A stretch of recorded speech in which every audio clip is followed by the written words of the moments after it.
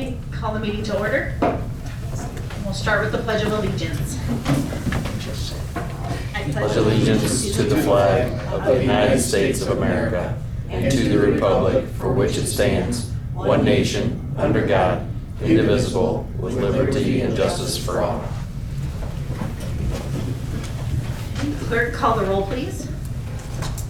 Connor. Here. Gary. Here. McMullen. Here. Reed. Here. Mayor Bedat. Here. Are there any changes to the agenda? I'm done, Mayor. I will open the floor for public comment. If you have comment for council, please come to the podium. State your name.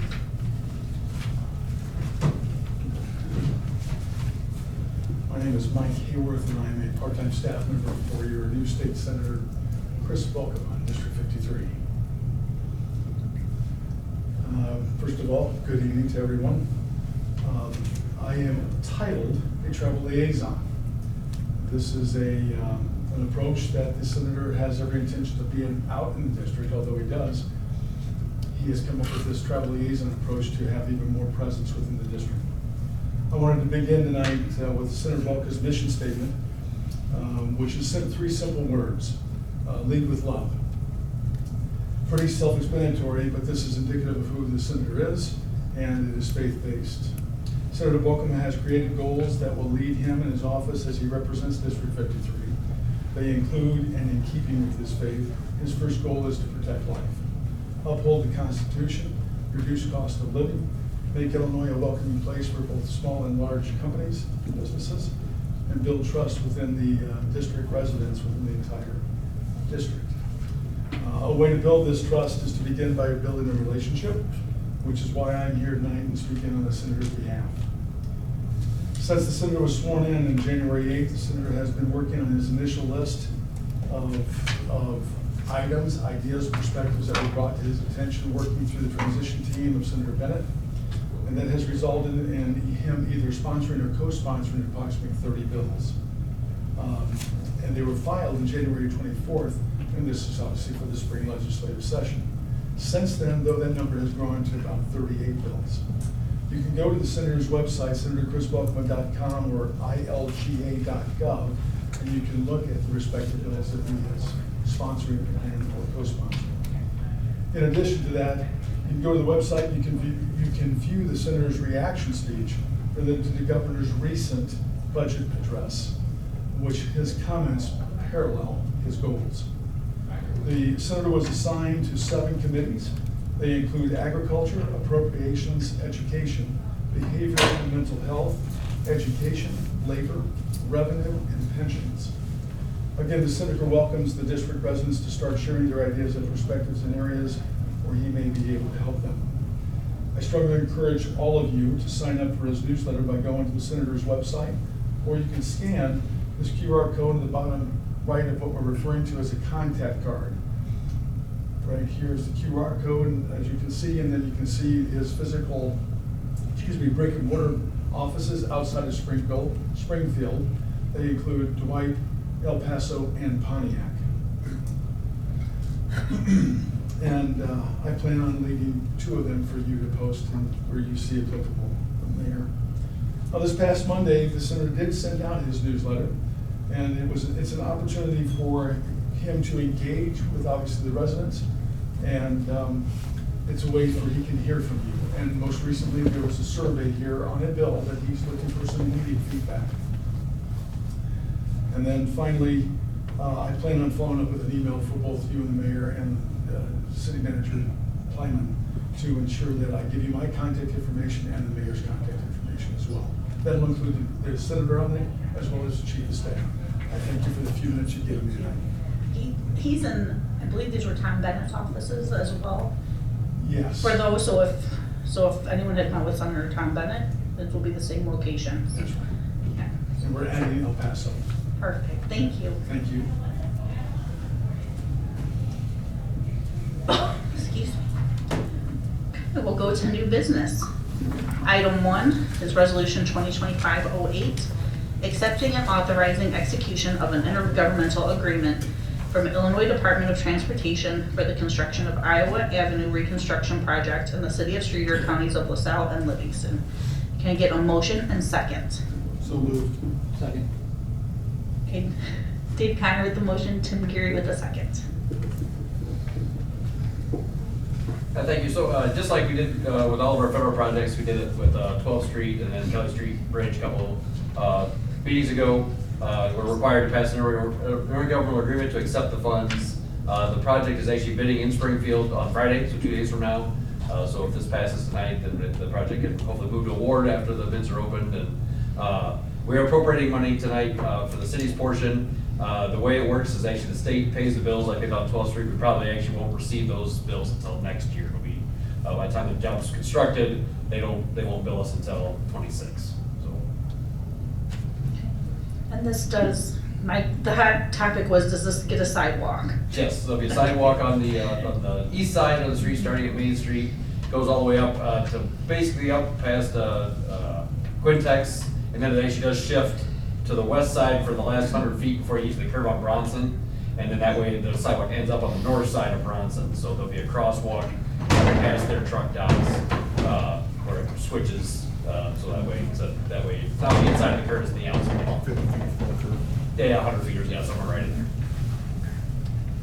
Will this be done in phases like they did 12th Street? Yeah, so yeah, it'll be constructed from Maine to Kent, then up to halfway of the, Like Porter Street? there's the LaRue Street, basically. Half of LaRue, so that way you can get into the truck docks that are in there, and then it'll go from there all the way up and around to Johnson. Okay. When they go around then on Bronson, they can put sidewalks in on the north side too of Bronson? Yeah, so yeah, it goes on, there'll be a continuous sidewalk all the way from Maine to All the way Johnson. Okay, nice. Now, will this be cement the whole way? No, asphalt. The whole thing asphalt? The whole thing asphalt. We did find out during the design though, there's concrete pavement 8 to 14 inches thick from Main Street all the way up Yeah. to just about to Bronson. Almost to Broadway, yeah. So what we're gonna do is take off the existing asphalt, widen the concrete bases there to the full 24-foot width, put down, if you remember on 4th Street, we put down that reflective mat so the cracks don't come through. Right. That gets put down and asphalt on top to match the new curves, so. When we do this was, 750,000 was federal, was it congressional directed funds Yes. from Darren LaHood's office. There's potential maybe he would like to come for a groundbreaking or something, so when we get ready to start, we can send an invite for that. Okay. Any other comments or discussion? Clerk, call the roll, please. Connor, Aye. Gary, Aye. McMullen, Aye. Reese, Aye. Mayor Beat. Aye. Item 2, ordinance 2025, declaring surplus revenue in the Streator North Point Special Tax Allocation Fund and authorizing payment of that surplus revenue to the LaSalle County Treasurer for distribution to affected taxing districts on a pro rata basis for tax year 2023 payable 2024. You get a motion and second. So moved. Second. Dave Connor with the motion, Matt McMillan with the second. And this is an item we do every year as part of our TIF agreements with the other governing bodies For LaSalle County. for LaSalle County. So we'll have an agreement with the county properties at some other date. We're contractually obligated to make these payments when the districts are formed. We enter into intergovernmental agreements. And so this is just a formality. Right. You said this does not include? It's just LaSalle County properties. We have a TIF district, the South Industrial TIF. Yeah. That is in Livingston County, so there'll be a similar ordinance prepared when we get the records out of Livingston County. It looks like that's named in here though, that's why I was confused. You know, these were all, I believe, Yeah. South Street. Whereas on the city street of the cell numbers and You know, and that's,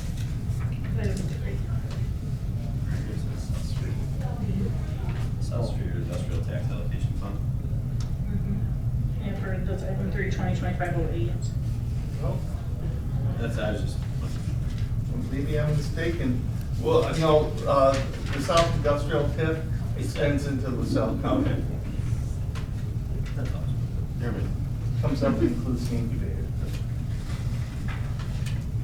Yeah, so this, it includes both, but there's no, no amount in here or share for Livingston County. There is for LaSalle County on this one. So we'll see this one again. That's fine, I just I saw that. Okay, any other comments or discussion? Clerk, call the roll, please. Connor, Aye. Gary, Aye. McMullen, Aye. Reed, Aye. Mayor Beeline. Aye. Item 3, ordinance 2025-08, declaring surplus revenue in the Streator South Industrial Special Tax Allocation Fund. I get a motion and second. Second. Okay, Tim Geary with the motion, Dave Reed with the second. Any discussion? Clerk, call the roll, please. Connor, Aye. Gary, Aye. McMullen, Aye. Reed, Aye. Mayor Beeline. Aye. Item 4, ordinance 2025-09, declaring surplus revenue in the Streator Route 18 East Special Tax Allocation Fund and authorizing payment of surplus revenue. I get a motion and second. So moved. Second. Okay, Matt McMullen with the motion and Tim Geary with the second. Any discussion? Clerk, call the roll, please. Connor, Aye. Gary, Aye. McMullen, Aye. Reed, Aye. Mayor Beeline. Aye. Item 5, mayoral appointments. You get a motion and second to approve the appointment of Frank Lagori to the Plan Commission to replace Dean Chalky.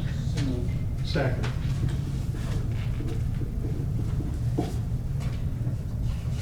Tim with the motion and Dave Reed with the second. And any discussion? So now that we've brought Dean on, he can't serve on the Plan Commission as a volunteer anymore, so I thank Mr. Lagori for volunteering. So with that, clerk, call the roll, please. Connor, Aye. Gary, Aye. McMullen, Aye. Reed, Aye. Mayor Beeline. Aye. Okay, item 6, consent agenda. Need a motion and second to approve the consent agenda with a. Second. You don't want me to read 641, 577, 54. I had to get one in Okay, tonight for these Dave Reed guys. with the motion and Tim with the second. Any discussion? Clerk, call the roll, please. Connor, Aye. Gary, Aye. McMullen, Aye. Reed, Aye. Mayor Beeline. Aye. All right, so now the discussion items. Item 7A is capital equipment and financing. This is where it gets Well, Gets fun. Let me start off.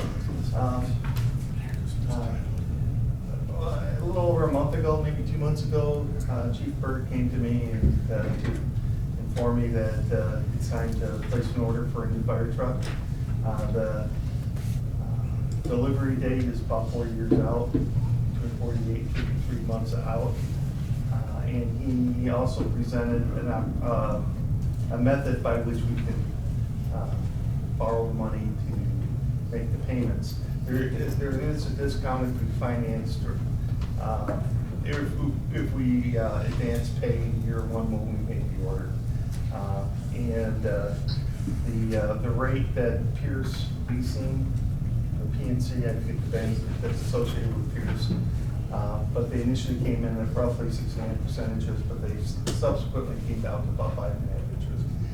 At that time, it just seemed to me that the interest rates were a little higher than market, but I wanted to confirm that, so I reached out to our financial underwriting consultant, Delina Walkner with Baird, and she began to run some numbers on my behalf.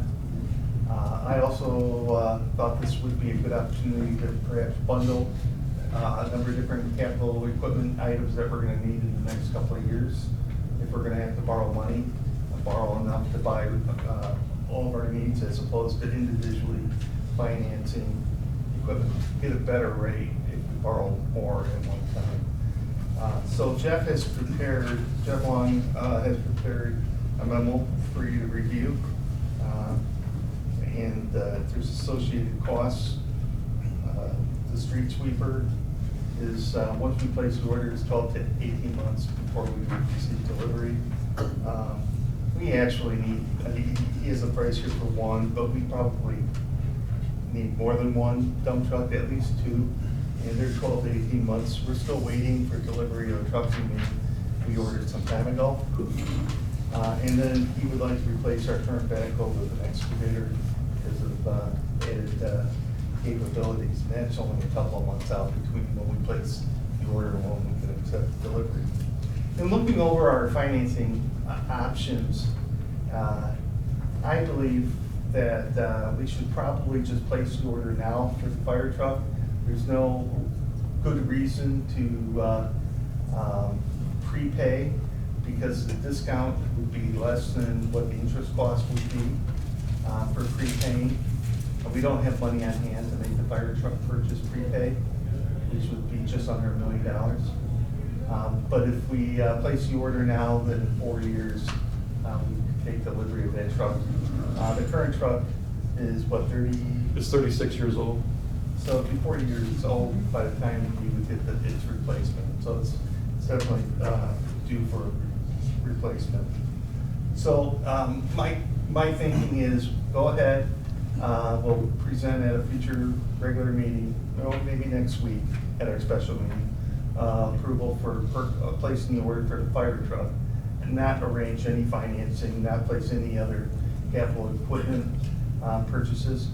And 2 years from now, a year and a half maybe, sometime in that period, at least past a year, we can start looking at placing orders for the sweeper and the dump trucks because they'll be 12 to 18 months out in delivery. The real risk is that if we go out for an alternate revenue bond, GO-backed alternate revenue bond, we have to spend all the proceeds to bond within 30 years. Otherwise, we run afoul of IRS arbitrage restrictions because the interest rate the buyers of our bond pay are not subject to federal taxation. And so it's a closely regulated transaction how we spend the money and when we spend the money. But I think let's start with ordering that fire truck and try to get the timing with the other pieces of equipment closer to the delivery date and the actual expenditure of monies for that fire truck. And that would be my recommendation. We have an existing bond that was probably issued originally in 2007. I think it was the James Street Park and Golf Course Clubhouse bond that was refinanced in 2017. It's a 2017A series bond that will be fully repaid in 2027. And so we'll have that stream of money available to begin making debt service payments. If you notice on some of my spreadsheets that I had Delina work out for me, if we borrowed before that bond was repaid, I'd have to capitalize interest payments and all that. So we were juggling. I was trying to figure out if it made any sense to move the bond issue earlier. Perhaps I was mistaken as to the delivery date of the fire truck. But in any case, I think right now, given the long delivery timeline for the fire truck, we need to get that process underway, get that contract approved. Chief tells me it's a bare bones truck, so it's gonna come painted red, right? It is. So it's not that bare bones. But in any case, a lot of departments in my career load up the truck with all the goodies because they can, a lot of city managers and city councils don't always pay attention to the equipment that they load the truck up with. And it takes total cost of the truck. So he's not doing that. So if we order the truck now, it's be available in 4 years. Do we lock in the price today? We lock in the price. Okay. But we don't have the means to pay for it. The Right. city at some We don't point pay in for the it for future 4 years. will have to, or we can set aside $250,000 a year so that in 4 years we'll have $1 million. Which we don't really have, but we'd have to make that savings this year. So I'm not asking you to do anything right now, I'm just giving you background information. This is the sorts of equipment. Public Works actually has greater needs than what is presented. We're in a process of remodeling and refurbishing the Neither building. That's probably a $500,000 project. It needs to be re-roofed, walls need to be built, and so forth. We've been nibbling away at that over the past couple of years. And we'll continue to nibble away. What I was trying to accomplish was, I knew what my payments, what we were paying under the 2017 Series A bond, and using that for a new bond. So it wouldn't really hit our books So our very payments hard. stay the same. Right, our payments stay the same. And at the end of the day, the department needs equipment because that's what renders service to the community. The building, although it's important, it's probably we can have a beautiful building, but if we don't have operational dump trucks, we can't plow streets. So when spring comes, we should probably arrange for a tour. Last year, we went over to the sewer plant and had a good evening. You ought to see some of the equipment Public Works has and the facilities they're operating out of there. So maybe that'll be the orientation for the new council after the election. All right, Good to see you. any questions? Okay, I just didn't want to hit you up. No, I on- think we need to try to get the order in before the costs go up, or before the price increases. Well, you got that, and plus just a long, It's a long wait. It's a long wait. So it'll be, I mean, that'll be 40 years old. Yeah, but By I the didn't time we want to get the new present a engine, $1 million so- purchase to you on first blush. I wanted to talk about it first, show you kind of my thinking, and I was looking at financing alternatives and all that. But at a 5% interest rate, for example, that's on $1 million, that's $50,000 a year in interest. Over 4 years, that's $200,000 in interest payments. The discount is less than $100,000. There's about $100,000. So there's no reason to advance the money now. It'd be actually cheaper. The risk for the city would be interest rates go up. But I think that's a fair risk to take. Any other questions on capital equipment? Okay, we'll go to Part B, which is the parks planning status. We talked about this a little bit, a couple meetings, maybe even last meeting, so 2 weeks ago, on the location for pickleball courts. But probably a year ago, council went to the incubator and started and just talked about some strategies on what we have for parks. So this was a document that I took notes from that meeting and then just information and research about our parks and what we have and what's available. Dates on some of the equipment that was purchased. And I just thought council would like to have that copy and just review it and see if there's any questions or additions to this. What the Parks Board is then doing is taking those ideas for improvement and rating them. They're trying to rank them to give some priority. You know, as we only have finite resources, trying to make sure we're doing the most impactful, and you can come up with 100 ideas, but we could probably fund 1, maybe 2. So that's where this is. I just want to make sure you all have the document. So if there's anything on there, you're welcome to review it and update that later, but that's it for that one. Do you have anything? Okay. I'll go to the next item, which is city official comments. Council have anything? I just have one thing. I always have one thing. I'd like to give my condolences to the family of Peggy Flau. Peggy was a councilwoman. I served with her around the turn of this century. I think she was elected in '99 and served till 2003. She was also Streator's first woman councilwoman. She wasn't the first to run, but she was the first to win, and I was proud to serve with her. She was a great lady. She was on our original group when we organized the Light Up Streator. She came up with the idea of having a winter market along with it, and of course that's grown into the Keeping Christmas Close to Home market, but she started that up, so I just want to make sure she got recognized. And like I said, our condolences to her family. Thank you. I will leave, so that I'll, I guess, just go and request a motion to, a second to adjourn for tonight. Second. Tim with the motion, Matt McMullen with the second. Clerk, call the roll, please. Connor, Aye. Gary. Aye. McMullen. Aye. Reed. Aye. Murphy, aye. Aye. We're-